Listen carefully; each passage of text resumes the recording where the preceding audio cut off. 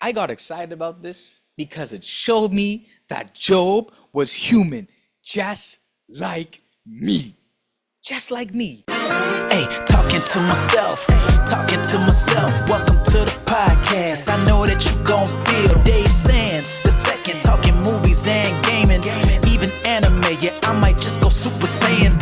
242, the Bahamas, we gon' rep. Don't be anxious about nothing. Philippians 4:6. Sharing about my life, sharing about God's truth. Always keep it real when I'm talking to myself. Let's go. Mic check, 1, 2, 3. Ladies and gentlemen, welcome back to another episode of the Talking to Myself. Hey, talking to myself. Hey, talking to myself. Hey, talking to myself. Hey, talking to myself. Who am I talking to? Talking to myself. Who am I talking to? Talking to myself. With the host for the very most, Dave Sands, numero dos. I'm so excited to be here with all of you today. So happy to have this mic in my hand. Episode 36 and episode the second episode where I'm standing because I kind of feel like standing, dude. But we're here, man. It feels like it's been a long time since I talked with you all, but it's only been a week as per usual, and now we are back with another episode of the pod. And yeah, so I'm excited, man. This is going to be a grand time. Actually, let me set up something real quick. Give me a second. I am off screen right now, ladies and gentlemen. I'm coming back on screen, and now here I am again. Okay, great. We're back. So, of course, without further ado, if you love this podcast, if you love the podcast, if you love the series, all that different stuff, of course, subscribe to the YouTube channel. We are on the road to 100 subscribers, currently sitting at 67 subscribers. And of course, you can listen anywhere you get your podcast, our podcast, Spotify, all those beautiful stuff. My podcast is there. So, as per usual, I am excited to see all of you. And boy, I am so excited because this is just such a great week. It's been a great week, as sometimes it usually is. But this week in particular, it's just felt like it's been flying by, maybe because it's Easter weekend, maybe because it is Holy Week, and he has risen, so it's a beautiful time in the Christian faith, number one, and of course with that we also get a lovely break, so that's also cool as well. And so yeah, of course, as we start these episodes, for those who are familiar, we talk about PMS. What is PMS? We talk about a recap of the week: the physical, the mental, and the spiritual. PMS, because I look at life in how many ways? 3 ways, as you may know. And so, so let's talk about physically. Come on. Physically, I'm doing really well. I have been very active, very consistent right now. And so that's a beautiful thing, right? Like, my consistency is just up there. And yeah, bro, I'm feeling really good. You know what I'm saying? Summer isn't here, but right around the corner. And where's the gym? That way. I just flexed, if for those who are not watching visually. But physically, life has been good, man. Physically. Trying to be consistent, trying to eat healthy. Of course, I still indulge in very bad food for my body, but it's about portions, it's about timing, all that different stuff. Maybe I'll do a whole video of that when I feel so led to do so. But yeah, physically we are doing extremely well. Mentally, I am feeling really good, man. This has been a great mental week. I think, frankly, because of the break that is coming up with Good Friday and Easter Monday, it's gonna be beautiful, man. I'm so excited. It's just gonna be a nice break from the monotony of life, if you will. And so, just kind of like stepping back, relaxing, just enjoying the week that's ahead. But this week has been flying by. One of the fastest weeks. Like, time is flying this week. Like, I was literally just waking up on Monday and now going into almost the end of the week, going into Thursday tomorrow, basically. And so, yeah, mentally I've been doing well. I can't really complain too much. Spiritually, still doing well, still my word every single day. Been reading the story of Job, and that's what we're going to be talking about today. I think I'm going to title this episode like the real story of Job, because for me, I knew about the story of Job, and I know that, what happens, he gets everything back, but I'm learning about the things that he had to go through to basically get there. And so we're gonna just do like kind of like very early on, like I've read up to chapter 16 right now. And so we're gonna talk about one part that kind of really hit me, and I mentioned this, I think, in maybe episode 34, where we kind of talked about this idea. When I was doing open thoughts, basically, and kind of like expressed myself. I don't know if I did in the last one, but anyway, in one of those episodes, I talked about Job, and now I kind of want to dive into some things that I really wanted to talk about. So yeah. But yeah, man, PMS, we are doing well on all cylinders. Everything is completely aligned, thank God. And so everything is kind of balanced out, so we move. So yeah, PMS, I'm doing pretty well. I cannot complain. And yeah, and of course, I mean, I don't know if y'all noticed, for those watching visually, your boy got the skin fade. You know what I'm saying? You know what I'm saying? You know what I'm saying? Look at that, And I'm just saying, I might have a little bit of currents on the top, or as some may call it, waves. And so don't drown. Yeah, don't, because wait, anyway, so you catch the drift. I feel good, look good, all those different things. So yeah, we move. Yeah, overall, I am doing well, and I really can't complain. I hope you all have an amazing week, as well as you navigate this thing called life, man. So now I kind of want to get into something and a poll that I did a few weeks ago, like 2 weeks ago, I think. But I promise will be in this episode, and I found the screenshot, thank God. And so on my Instagram, I posed a question like, what is like a song from like your childhood that slaps, whether it be from like a video game or movie? And we got some responses, And so what I used on my story was actually the Hey Arnold theme. I mean, the Hey Arnold theme. If you don't know what it is, that one.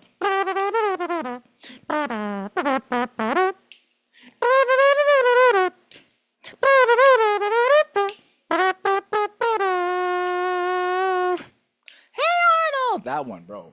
Hey, first off, that drum was cold. But secondly, it's just such a good show, man. Like, they don't make cartoons like they used to, bro. Back in my day, and I'm not that old, I'm only 27 years old, but when I was growing up, they made cartoons with emotion and soul, with a story and with a purpose. And so, Hey Arnold was one of them that really stood out to me, and frankly, that's what gave me started my ear from a young age for music and, all those different things, jazz and all those different forms. But yeah, so we talked about, I did that poll on my story. And so now we could kind of go into it. So someone said, be the man from Mulan. Now, just recently this year, I watched Mulan because I didn't recall if I ever watched the movie before.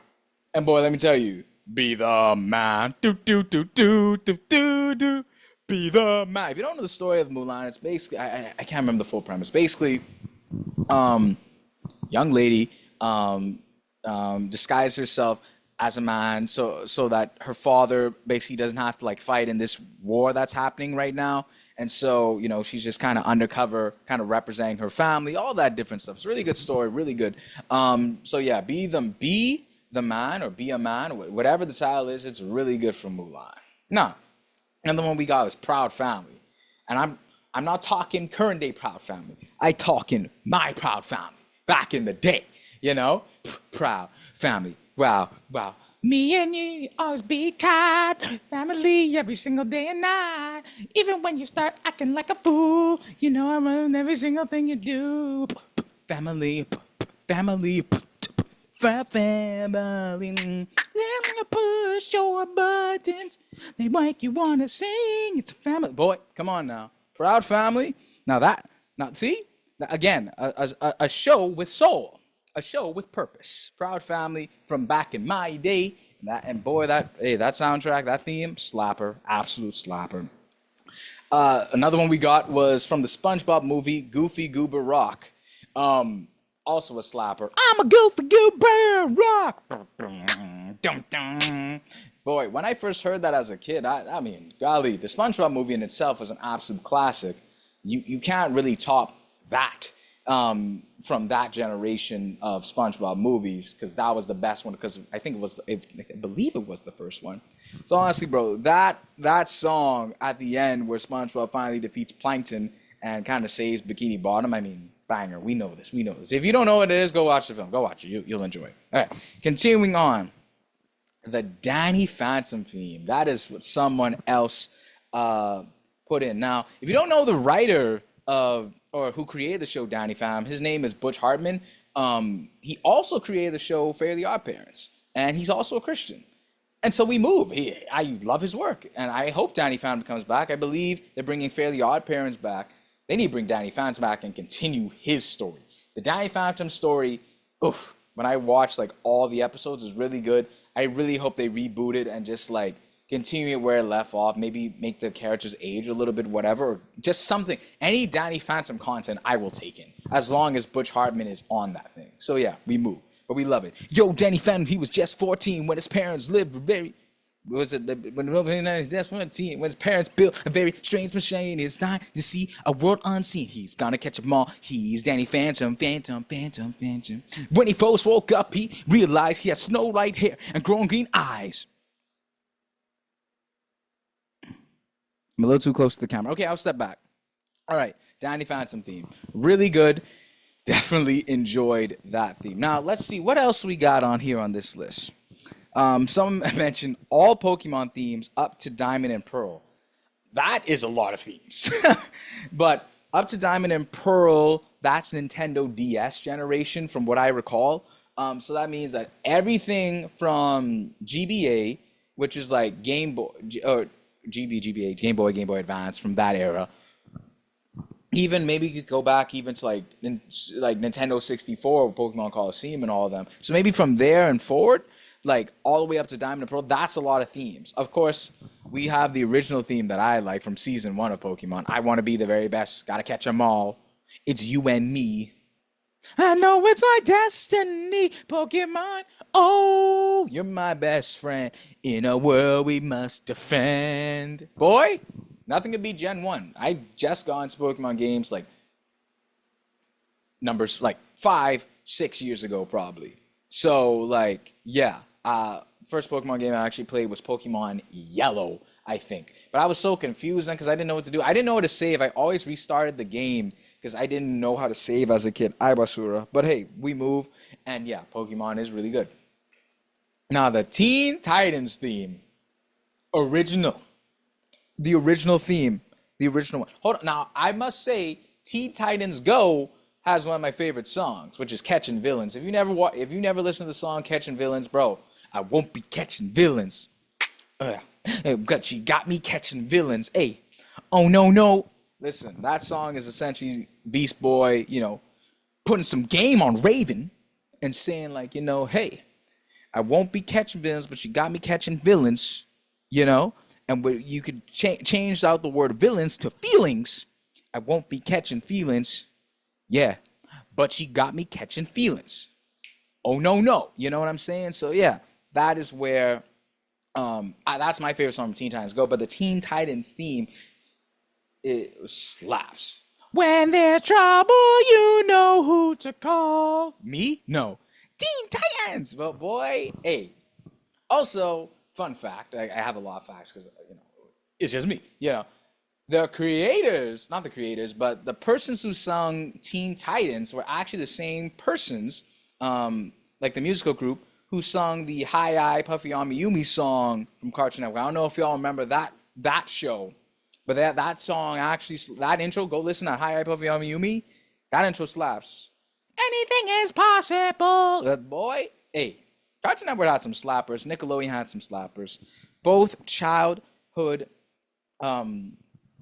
television shows and networks, if you will, absolute slappers. And so, yeah, man, definitely can appreciate those songs. So thank you all for those submissions. It does mean a lot. It does help the show. Gives me things to talk about because, I am talking to myself because that's the name of the show. Anyway, but yeah, it's really good. So now we could get into the main topic, if you will, which is the real story of Job. Now, the reason why I'm calling this the real story of Job is because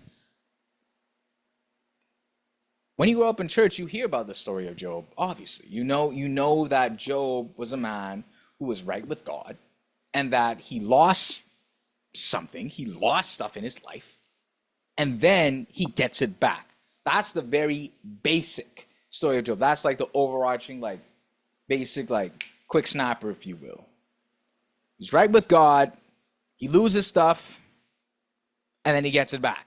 That's the simple story of Job. But when you actually read the story of Job, there is so many things that I didn't realize.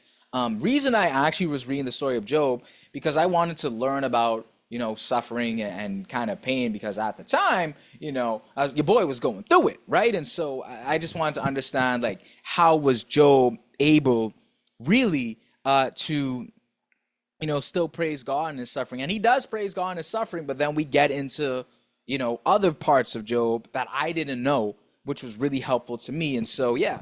So essentially this part of Job is going to be covering Job chapter 1 to 3. And so I'm just going to take some snippets out and we're going to have a discussion, and then, we'll be on our merry way. That's how it's going to be. Yeah. So let's give a little bit of backstory first. Okay. So it says in Job chapter 1, there was once a man named Job who lived in the land of Uz. He was blameless, a man of complete integrity. He feared God and stayed away from evil. He had 7 sons, 3 daughters. He owned 7,000 sheep. Sorry, let me see if I can hold this Bible. Yeah, there we go. All right. So he had 7 sons and 3 daughters. He owned 7,000 sheep, 3,000 camels, 500 teams of oxen, and 500 female donkeys. He had many servants. He was, in fact, the richest person in the entire area. So Job was balling, basically. Had a good family. If we substitute all the different camels, teams, oxen stuff, he had the Bugattis, he had the Tessies, the Model X's, the S's, if you will. He had the Ferraris. He had everything, right? And so Job's sons would take turns preparing feasts in their homes. They would also invite their 3 sisters to celebrate with them. And when these celebrations ended, sometimes after 7 days, Job would purify his children. He would get up early in the morning, offer a burnt offering for each of them. Okay, things of that. So continuing chapter 1, it kind of has a section here called Job's first test. So it talks about how, one day the members of the heavenly court, this is Job 1 verse 6 if you want to follow in your Bible. One day the members of the heavenly court came to present themselves before the Lord, and the accuser Satan came with them. Where have you come from? The Lord asked Satan. Satan answered the Lord, I've been patrolling the earth, watching everything that's going on. Then the Lord asked Satan, What have you noticed, my servant Job? He is the finest man on all the earth. He is blameless, a man of complete integrity. He fears God and stays away from evil. Satan replied to the Lord, Yes, but Job has good reason to fear God. You have always put a wall of protection around him and his home and his property. You have made him prosper in everything he does. Look how rich he is. But reach out and take away everything he has. He will surely curse you to your face. All right, you may test him, the Lord said to Satan. Do whatever you want with him. Do whatever you want with him. Do whatever you want with everything he possesses, but don't harm him physically. So basically, the Lord was just saying, bet, Satan, test him out. You think just because I have a wall of protection around him, and because he's rich and all these things, that's the only reason that he fears God. He was like, okay, test him out, And so Satan did test him. So a lot of things happened in chapter 1. It says here that one day when Job's sons and daughters were feasting at the oldest brother's house, a messenger arrived at Job's home with this news. So it talked about here, like, the oxen you were plowing, your oxen were plowing with the donkeys feeding beside them. When the Sabines raided us. So they stole all the animals, killed all the farmlands. I'm the only one who escaped to tell you. So this is the test happening. So Job, as mentioned, had a bunch of oxen. He had different animals. All the animals were killed. Then continuing on, while he was still speaking, another messenger arrived, right, with this news. The fire of God has fallen from heaven and burned your sheep and all the shepherds. So again, more animals gone, servants are gone, shepherds gone, right? I am the only one who escaped to tell you. While that servant was speaking, another messenger arrived with this news. A third messenger arrived with this news. 3 bands of Chaldean raiders have stolen your camels and killed your servants. Again, more animals gone, more servants dead.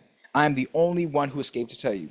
While that third servant was speaking, a fourth basically another messenger arrived with this news.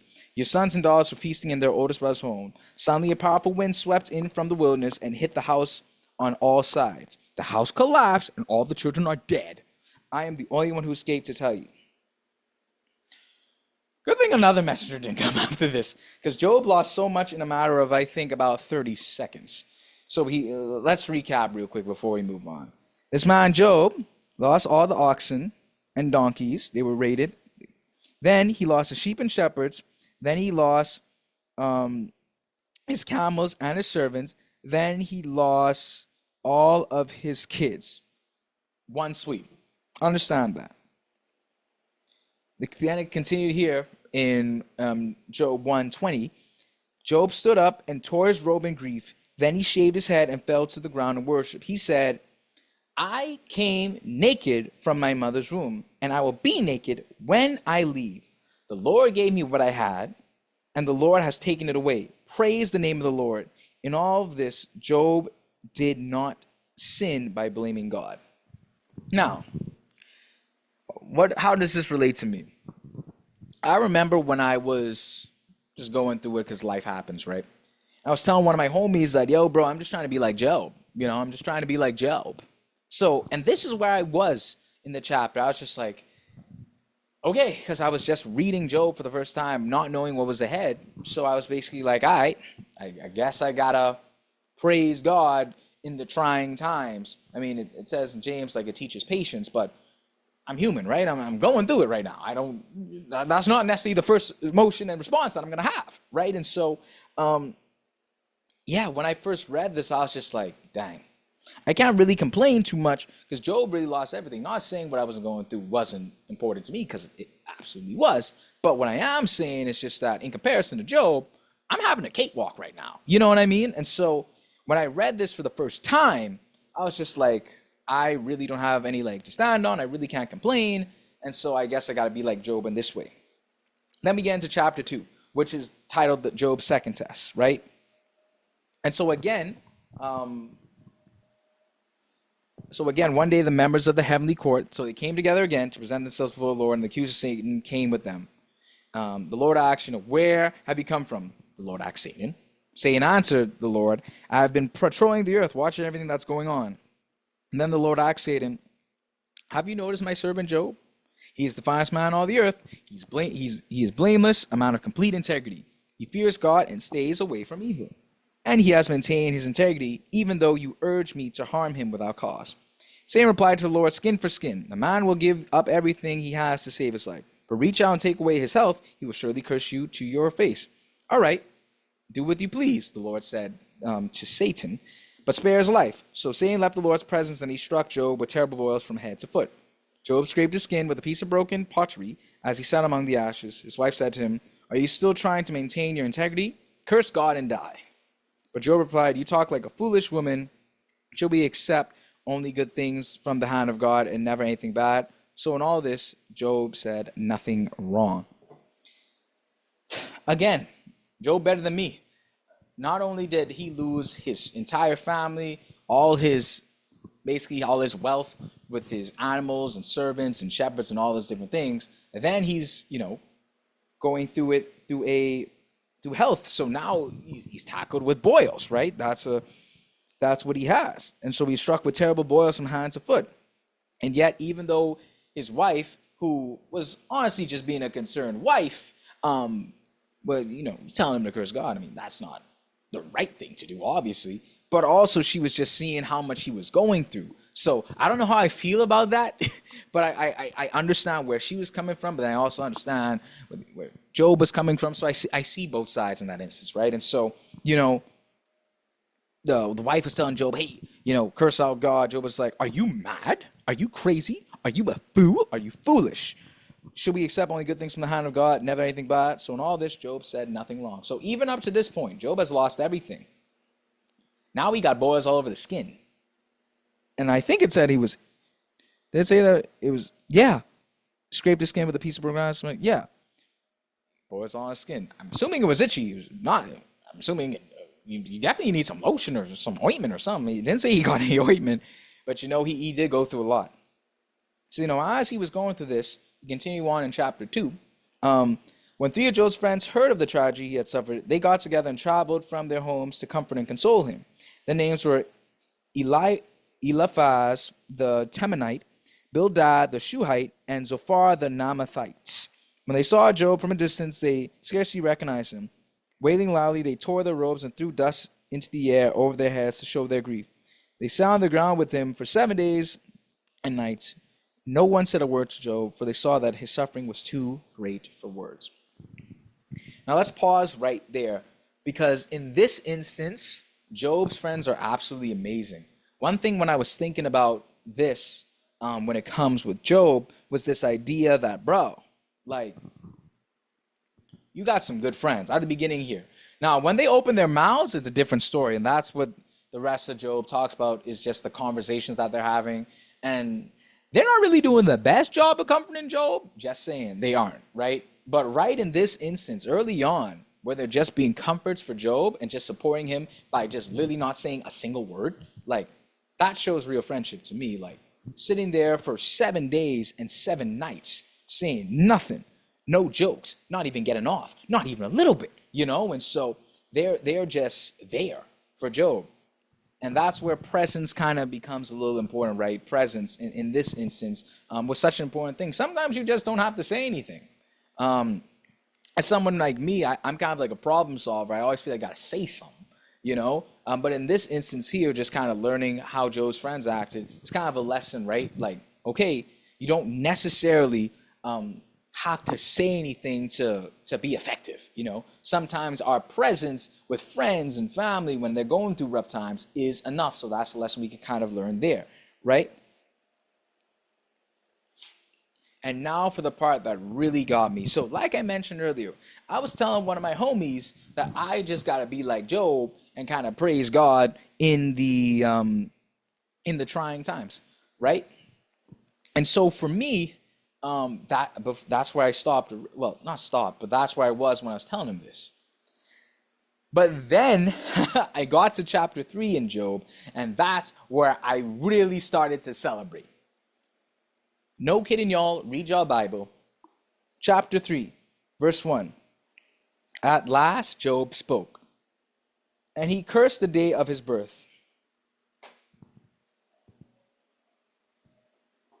Cursed the day of his birth.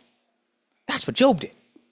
This is the man who originally, if we do this in days, let's assume that this was like on the 8th day, I guess, because 7 days they were quiet. So on the 8th day, whenever that timeline is, this is when he spoke. This is the day, 8 days ago. This man said, I came naked from my mother's womb and will be naked when I leave. Then the Lord gave me what I had, and the Lord has taken it away. Praise the name of the Lord. In all of his doubts, Job did not sin by blaming God.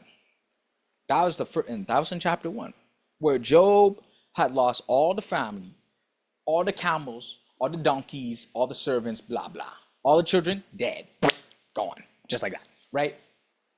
That's where he's praising God, right there. Then, second test, boils all over his body. Wife is telling him to curse God out. Job says, nah, man, you're foolish.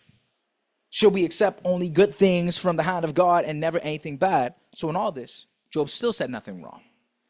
Then 8 days later, this man Job finally was cursing the day he was born. That's what he said. At last Job spoke. He cursed the day he was born, and he said, what did he say? Because y'all got to hear this, bro. Let the day of my birth be erased and the night I was conceived. AKA, get rid of my birth. I do not want to be on this planet anymore. I don't want to be here anymore. I would like to leave now. Can I get an airline out of here? Or a camel in those times? Or donkey? Or maybe a giraffe. I don't know. I'm just saying. But continue on. Continue on. Let that day be turned to darkness. Let it be lost even to God on high. And let no light shine. Let the darkness and utter gloom claim that day for its own. Let a black cloud overshadow it. Let the darkness terrify it. Let that night be blotted off the calendar, never again to be counted among the days of the year, never again to appear among the months. Let that night be childish. Let it have no joy. Godly. Let those who are experts at cursing, who curse could ruse Leviathan, curse that day. Let its morning stars remain dark. Let it hope for light, but in vain. May it never see the morning light. Curse the day for failing to shut my mother's womb, for letting me be born to see all this trouble. Why wasn't I born dead? Why didn't I die as I came from the womb? Why was I laid on my mother's lap? Why did she nurse me at her breast? Had I died at birth, I would now be at peace. I'd be asleep and I'd rest. I'd rest with the world's kings and prime ministers, whose great buildings now lie in ruins. I'd rest with the princes, princes rich in gold, whose palaces were filled with silver. Why wasn't I built like a stubborn child, like a baby who never lives to see light? For in death the wicked cause no trouble, and the weary are at rest. When captives are at ease in death, with no guards to curse them, rich and poor are both there, and the slave is free from his master. Oh, why give light to those in misery and life to those who are bitter? They long for death, and it won't come, and it won't come. They search for death more eagerly than for a hidden treasure. They fill with joy when they finally die, and rejoice when they find the grave. Why is life given to those with no future? Those God has surrounded with difficulties. I cannot eat for sighing. My groans pour out like water. What I always feared has happened to me. What I dread has come true. I have no peace, no quietness. I have no rest. Only trouble comes.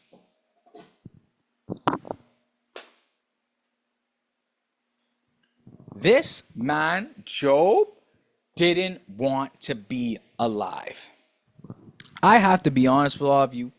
This was so great for me to hear. And I know what you may be thinking, Dave, the man doesn't want to be alive. He's literally cursing the day he was born. He literally wished that his mother's womb tied shut, that he wasn't able to be born. He wished he was dead with all the princes, prime ministers, and kings, and with the rest of the princes and whoever. He just wants to be dead, Dave. Why are you excited about this? Ladies and gentlemen, I got excited about this because it showed me that Job was human, just like me. Just like me. That was why I got so happy about this. Because I didn't know. Maybe it's been a while since I heard someone preach the story of Job, but I don't recall anyone telling me that Job cursed the day that he was born. No one told me that. No one. Y'all gonna tell me? Hello? Is this thing on? I didn't know that this man, Job, cursed the day he was born. I thought it was all sunshine and rainbows. I thought it was all joy. It's just like, I'm going through the pain. Boom, boom, boom. I'm going through the. This is what I thought. This is the Job shuffle, ladies and gentlemen. This is what I thought he was doing. If you're watching visually, you could see. This is what I thought. I thought he was doing the I'm going through the pain dance. Boom, boom, I'm going through the pain. Boom, boom, boom. Boils on my line. Boom, boom, boom. Boils on my neck. Boom, boom, boom. Boils on my back. Boom, boom, boom. Boils on my feet. But I'm gonna praise anyway. And he did do that technically, because that was in chapter 2, where it was just like, he has nothing to say, where he talked about how, he said nothing wrong. So technically he may have been doing the Job shuffle at this time. But 8 days later, after sitting with his friends, they sat for 7 days and nights, and then 8 day, I'm just assuming 8 day, he talked. He finally cursed the day he was born. And to me, this is where I fully related to the story of Job. Because Job finally showed his humanity. He showed his human side. Of course he's a believer. We know that. He is, but he's going through a rough time. And in a rough time, I'm not afraid to say this, doubt comes in, sadness comes in, stress comes in, anxiety comes in, all those different things. And some of us, just like Job, I don't know, maybe to this extreme, I don't know. But when we're going through things, we kind of wish we weren't on this planet. I definitely do. I'm just like, I kind of wish I could disappear for real. And so when I read this, I was just like, okay, now I can relate to Job. Because the truth of the matter is, I couldn't relate to Job in the first 2 chapters. I couldn't. One day, I don't know if I'll ever get to that point where when I'm going through something, I immediately think I'm going to praise. Honestly, that's a tough thing to do because I'm just human. I'm just human at the end of the day. But I am human and I have human emotions, right? And so when I finally saw this chapter, I was just like, okay, he really is just like me. He really is. And you know, when I was reading, because like most of y'all know, I have a study Bible. When I was reading the notes here, it said like the first 1 to 19 verses in chapter 3. It says like even though Job had known amazing success and happiness, he couldn't remember what it had been like. An element common to suffering is the loss of perspective. No matter how hard we try to maintain our point of view, it is difficult to see yesterday's celebration in the midst of today's devastation. But we can hold fast to the hope that one day God will give us reason to celebrate once again. And to me, that was such an important point to understand, y'all. Like, and that's so true. Like, it's crazy that we could have 365 days in a year, 366 this year because of leap year. Who made that happen? I don't know. But we could have 364 great days, bro, in a year. That day 365 be bad. We forget all about the good. We forget all about the fun. We forget all about the success because that one day on day 365 feels like the heaviest day in the world. And I've had many days like that, just like y'all, where it just feels like I could have had something great happen yesterday and I could have had like a terrible mental day today for some reason, and I forget what life used to be like yesterday, right? And so we all go through that, and we all go through those struggles.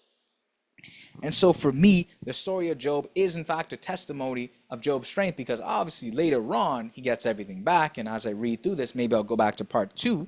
I'll do a part 2 where I want to talk about Job's friends a little bit, because like I said, they ain't the best comforters. At the point I'm at now, maybe they do get better over time. But yeah, this story to me, I feel like all of us could relate to Job. Chapter 3 is, in my mind, that is where you can relate to Job, bro. I can't relate. Someday, okay, maybe sometime, I don't know. I don't even want to give myself that. Let me just say this. I can relate to chapter 3 Job. I can relate to this Job heavily. This is a Job I can relate to. Cursed the day he was born. I don't want to be born. I'm going through too much. I can't remember how it used to be because I'm suffering, dude. Yes, I can relate to this Job. And so to me, this is when me and Job became homies. Because I was just like, he's really just like me for real. You know? And of course, eventually he got everything back. And of course, life was better. But this is the time of Job suffering, bro. Boil's still on the body. He's now having conversation with his friends, and then he'll get everything back.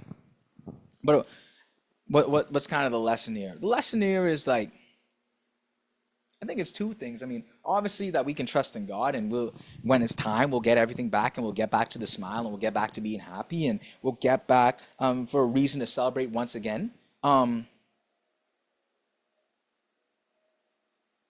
also, I think it's important to do what Job did.